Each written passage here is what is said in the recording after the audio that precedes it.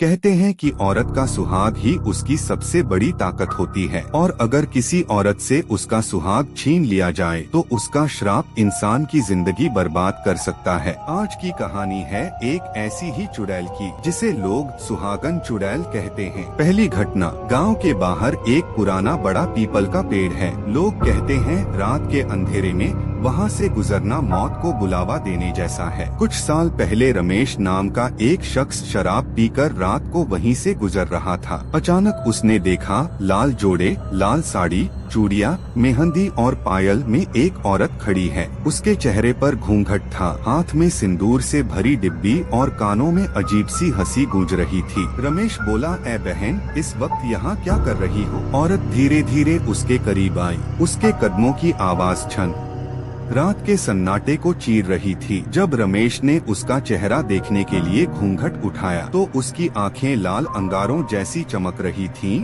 और उसके दांत खून से सने थे। रमेश चीखते चीखते वहीं गिर पड़ा। सुबह लोगों ने उसकी लाश पेड़ के नीचे लटकी हुई पाई। गांव के लोग मानते हैं कि ये चुड़ैल असल में राधा नाम की औरत थी। शादी के कुछ दिनों बाद ही उसके पति की सड़क हादसे में मौत हो गई थी। लोगों ने ताना मारा, ये अशुभ है, इसने अपने पति को खा लिया। गुस्से और दुख में उसने उसी पीपल के पेड़ पर फांसी लगा ली। मरने से पहले उसने कसम खाई थी, जिसने भी मेरे सुहाग का मजाक उड़ाया मैं उसका सुहाग छीन लूंगी। कहा जाता है तभी से वो सुहागन चुड़ैल बनकर गाँव में घूमती है। कई औरतों ने रात को उसकी झलक देखी, लाल साड़ी पहने, चूड़ियों की खनक और मांग में खून जैसा सिंदूर भरे हुए। और जो भी शादीशुदा औरत उसकी आंखों में देख लेती, कुछ ही दिनों में उसके पति की रहस्यमयी मौत हो जाती। पिछले साल गांव के एक नए जोड़े अजय और सीमा की शादी हुई। शादी के बाद वो पहली बार उस रास्ते से जा रहे थे। अचानक सीमा ने सुना